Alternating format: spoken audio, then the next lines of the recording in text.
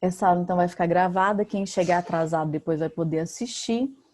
Hoje à tarde, provavelmente, eu vou colocar todas as aulas gravadas da semana lá no GR8. Pessoal, tem fóruns avaliativos abertos, tá? Eu acho que tem 2.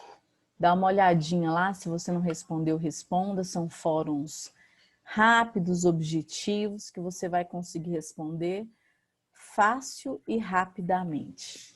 Então, vai lá, vou compartilhar uma tela e nós vamos finalizar agora artrópodes. Vocês estão vendo a minha tela aí com aquele quadrinho de artrópodes? Sim. Obrigada. Então, vamos lá. Ontem, na aula passada, eu pedi para vocês colocarem aí no caderno. Peço que coloquem se não colocaram. Fazem um quadrinho ou em forma de frases. Coloque as 5 classes de artrópodes, insetos, aracnídeos, crustáceos, quilópodes e diplópodes. Coloque como que é a divisão do corpo desses animais das 5 classes. Coloque o número de patas e coloque exemplos. Isso daí já basta para você conseguir identificar um artrópode quando você vê numa prova ou ao vivo, tá? Pessoal, eu disse que o desenvolvimento dos artrópodes ele pode ser direto ou indireto. Direto é quando o animal nasce, como ele vai ser quando adulto. Indireto é quando ele passa por fases de desenvolvimento. Olha só, existem 3 tipos de desenvolvimento nos artrópodes. Existem aqueles com desenvolvimento direto, são ametábolos, sem metamorfose nenhuma, como por exemplo, a traça de livros. Ela nasce igualzinha ela vai ser quando adulta, só cresce. Tem o hemimetábulo, é mais ou menos uma metamorfose, ele nasce um pouco diferente do adulto. Então ele nasce sem asas e depois ele desenvolve essas asas, hemimetábulo. E aí tem o holometábulo, por exemplo, a mosca doméstica. Essa mosca pretinha que aparece na nossa casa, principalmente quando a gente mexe com carne, faz churrasco, aí as moscas vêm. As moscas, gente, as larvas precisam de matéria orgânica para se desenvolver. Os artrópodes geralmente precisam de água ou matéria orgânica para se desenvolver. Então, a larva da mosca, ela precisa se alimentar de alimentos assim, ricos principalmente em proteína. E aí, por isso que quando a gente deixa uma panela aberta, resto de comida lá na lixeira, se a lixeira ficar aberta, as mosquinhas botam os ovos lá, esses ovos se transformam em larvinhas branquinhas, corozinho lá, que depois formam um casulo e depois se transforma na mosca preta, alada, com asas. Então, há 3 tipos de desenvolvimento nos artrópodes. Tem aquele que tem desenvolvimento direto, ele é ametábulo. Tem indireto, tanto o hemimetábulo quanto o holometábulo. Hemimetábulo é uma meia metamorfose, holometábulo é uma metamorfose total, completa. O animal nasce totalmente diferente do que ele vai ser quando adulto. Esses termos, gente, são importantes, tá? Nas questões de Enem, vestibular, até questões minhas mesmo. Ametábulo, hemimetábulo e holometábulo. Gente, esse gráfico já caiu muito em Enem, vestibular, concurso. Ele é um gráfico muito importante, falando sobre o crescimento dos animais, especialmente em relação ao crescimento dos artrópodes. Pensa você no seu crescimento. Se você tem aquela caderneta, chama caderneta de saúde da criança, todo bebê quando nasce no Brasil, a mãe recebe uma caderneta. Naquela caderneta, se anota as primeiras as características do bebê que nasceu, o médico faz lá anotações de verificações no parto, do nascimento, lá tem cartão de vacinação lá no fundo dessa caderneta. há orientações para a mãe, há espaços para a mãe fazer anotações todo mês, depois por ano, e assim vai até aproximadamente 12 anos essa caderneta funciona, para depois a gente receber uma outra caderneta, que é a caderneta do adolescente. Quando nós crescemos, e aí o médico vai lá, a gente no início, a gente tem consulta toda semana quando nasce, depois passa de ser de 15 em 15 dias, depois de mês em mês, depois de 6 em 6 meses, depois de ano em ano. E hoje, na idade de vocês, talvez vocês só vão ao médico quando precisa, né? É assim que vai acontecer no o nosso acompanhamento médico. E aí, se você observar ali, o médico vai anotando. Cada vez que você foi lá, ele anotava qual que era a sua biomassa, que está lá como peso, né? Qual que é o peso dessa criança e o crescimento em altura. E aí vai anotando, o médico vai montando um gráfico e você observa que você cresceu muito. Esse gráfico da linha de cima, ele mostra como que é o crescimento de um animal que tem um endoesqueleto como nós, de um animal que tem um esqueleto interno. Então, se cresce muito nos primeiros meses, anos da vida, cresce muito, depois dá uma desacelerada com o passar do tempo, até que quando chega aos 18, 20 anos de idade, para de crescer totalmente e aí fica uma linha reta lá. Virou adulto, aí para de crescer. E aí, se o médico for anotando, com 20 estava com 1,80, continua 1,80 a vida inteira. E aí, então assim é o nosso crescimento, é essa primeira linha aqui ó, de cima. Para o artrópode não é assim. Como ele tem um exoesqueleto, um esqueleto externo, ele nasce de um ovo sem esse exoesqueleto. Ele nasce frágil, molinho. Aí ele cresce muito e ele constrói, ele produz esse exoesqueleto. Quando ele produz esse exoesqueleto, ele faz um exoesqueleto um pouco folgadinho, por isso que está ali essa linhazinha aqui, ó. Vamos acompanhar o desenvolvimento do crescimento do artrópode, que é esse aqui, ó. Tem uma reta bem íngreme, que é o de baixo. Aí tem um lugar assim que quase não cresce, quase estaciona. Aí acontece uma muda ou equidise. Ele arranca esse exoesqueleto, ele sai desse exoesqueleto que atrapalhava o seu crescimento, ele fica vulnerável, protegido, ele se protege em lugares escondidos, porque nesse momento ele está molinho, ele está sem exoesqueleto novamente. Aí ele fica sem exoesqueleto e cresce muitão, forma um novo exoesqueleto, aí não cresce praticamente nada. Quando ele forma um novo exoesqueleto, ele não cresce nada, quase nada, ele faz ele meio folgadinho, e aí vai trocando ao longo da vida. Talvez você já tenha visto exoesqueletos de cigarra. Eu já vi exoesqueleto pequenininho, maiorzinho, maiorzinho, maiorzinho e bem grandão. O artrópode, ele vai trocando de exoesqueleto várias vezes na vida.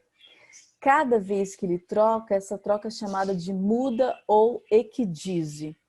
Cada vez que ele tira aquele exoesqueleto, ele fica molinho, frágil, mas aí ele cresce muitão e aí ele forma um novo exoesqueleto.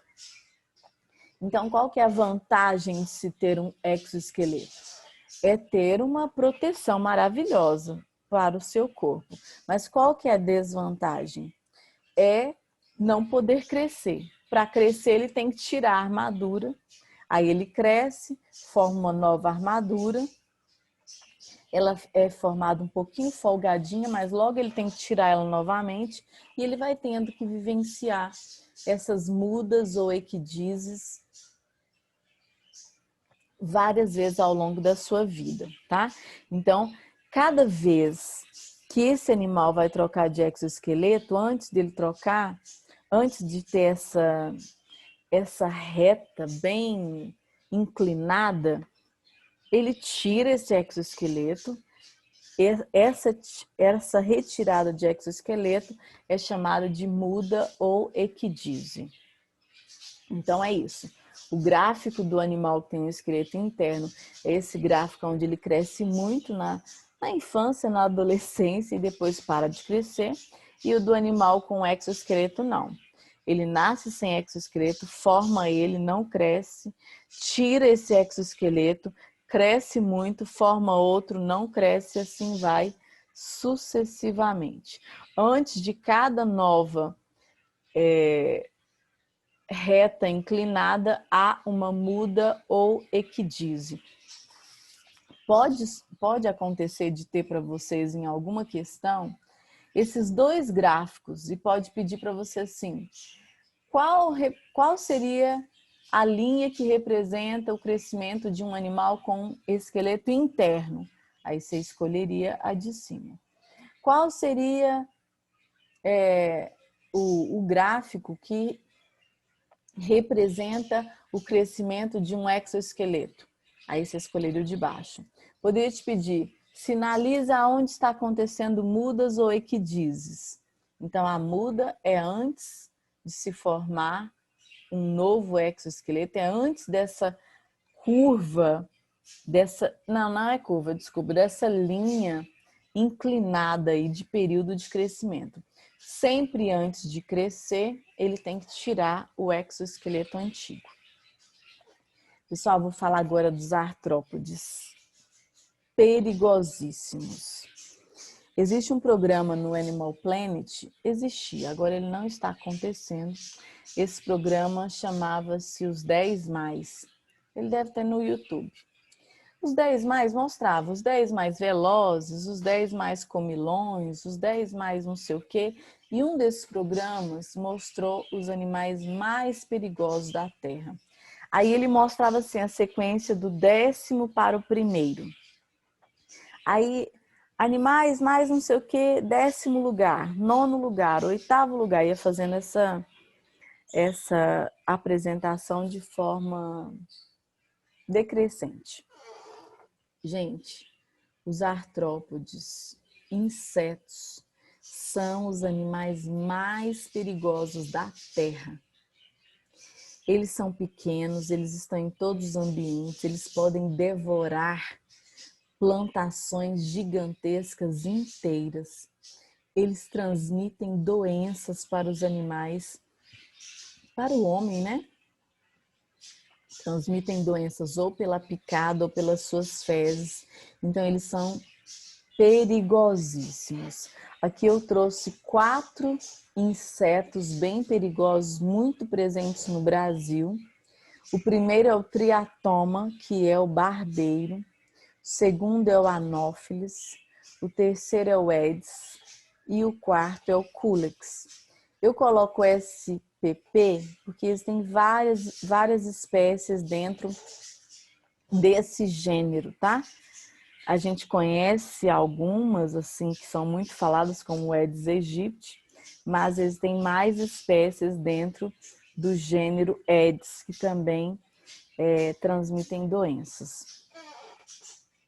O triatoma é o Triatoma infestans, é o barbeiro.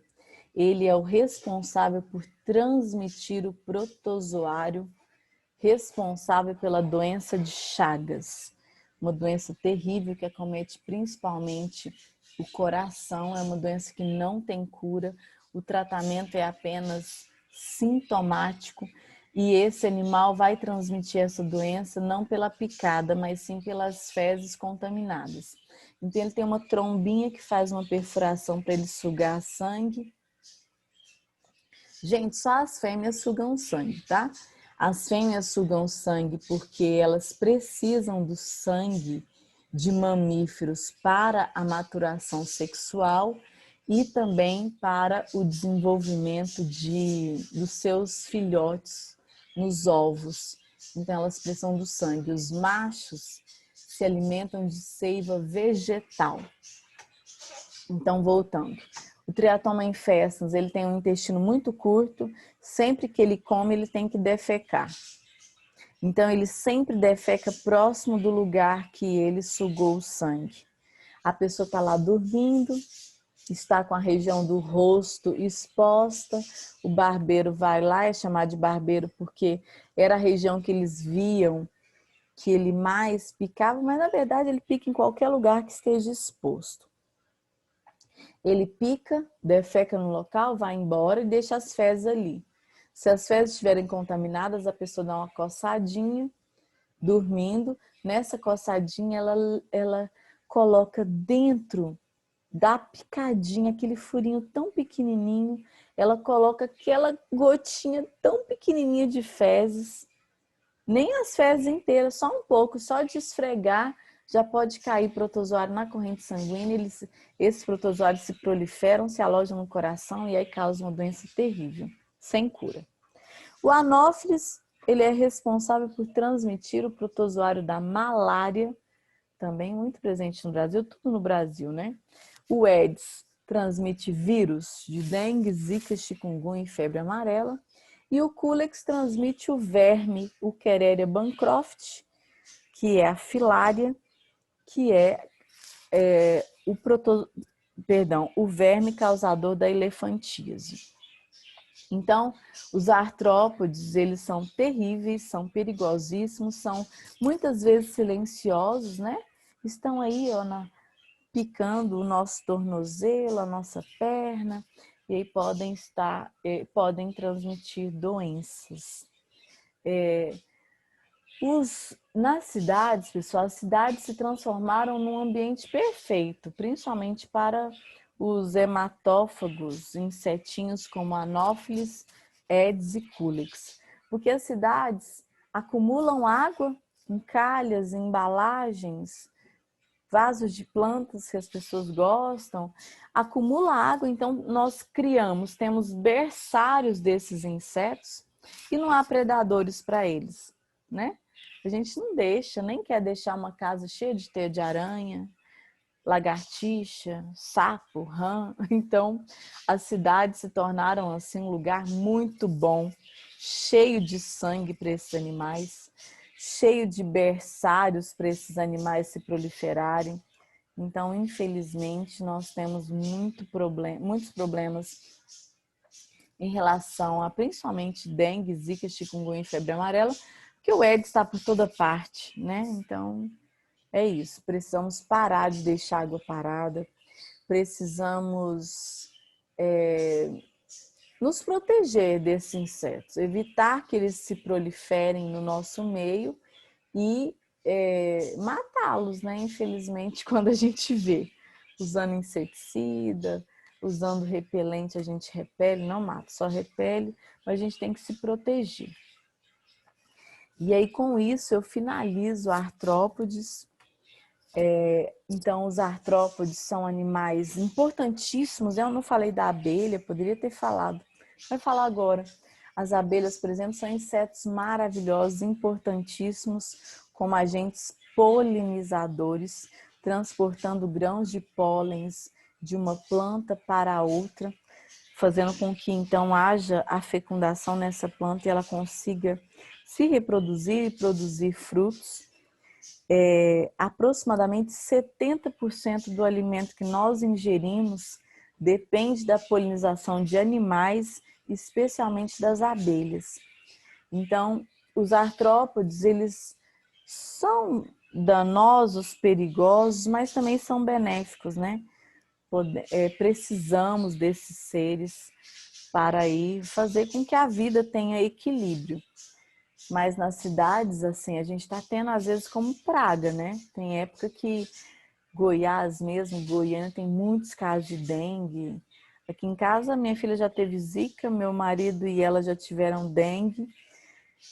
E é isso, infelizmente, nós estamos criando seres que podem nos trazer muitos prejuízos. Pessoal, então, recapitulando, os 9 filos do reino animalia são poríferos, quinidários, plateumintos, nemateumintos, anelídeos, moluscos, artrópodes, equinodermos e cordados. O que deu origem ao nome do filo? Porífero, portador de poros, quinidário, produz líquido urticante, plateuminto, verme achatado, nemateuminto, verme cilíndrico, anelídeo, corpo dividido em anéis, molusco, corpo mole, artrópode, patas articuladas e exoesqueleto, equinodermos, espinhos na pele e os cordados, animais que possuem notocorda. Vamos relembrar, vê se tem aí no seu caderno. Qual é a principal estrutura que eu pedi para você marcar em relação aos 9 filos? Poríferos, coanócitos, quinidários, quinidócitos, plateuminto, célula flama, nemateuminto, célula H, anelídeo, nefrídeo, molusco, rádula, artrópode, tubos de Malpighi, equinodermos, sistema ambulacrário, que foi o que eu passei na aula na semana passada, um vídeo, mas eu vou comentar mais na semana que vem, e os cordados a notocorda. E um exemplo de cada, pelo menos: porífera, esponja marinha, quinidário, água-viva, plateuminto, tênia, nemateuminto, lombriga, anelídeo, minhoca, molusco, lesma, artrópode, abelha, equinodermo, estrela do mar, e os cordados, os peixes, anfíbios, répteis, aves e mamíferos. Na semana que vem eu vou gravar aula e vou colocar lá no GR8, fechando esse conteúdo de zoologia, e depois a gente vai se encontrar na outra semana, que será a última semana, assim, de aula ao vivo antes das últimas provas. As últimas provas de vocês serão do dia 23 de novembro até o dia 28 de novembro. Então, aconselho que você se organize, monte seu caderno. A gente está quase finalizando esse ano tão desafiador, tão difícil. Então, dê o melhor de você. Faça com capricho para você, assim, ser bem-sucedido nas provas que você vai fazer e para ir para a terceira série mais seguro, mais confiante, mais bem preparado, né, para a terceira série. Tem fórum avaliativo, peço que vocês respondam, e por hoje é só. Alguma pergunta? Alguma coisa? Eu vou escolher o filtro. Se alguém quiser perguntar alguma coisa, o pessoal pode falar, tá? Pode perguntar sobre o que achar, o que quiser mesmo. Vou fazer então aquela filmagem de alguns segundos. Fiquem à vontade.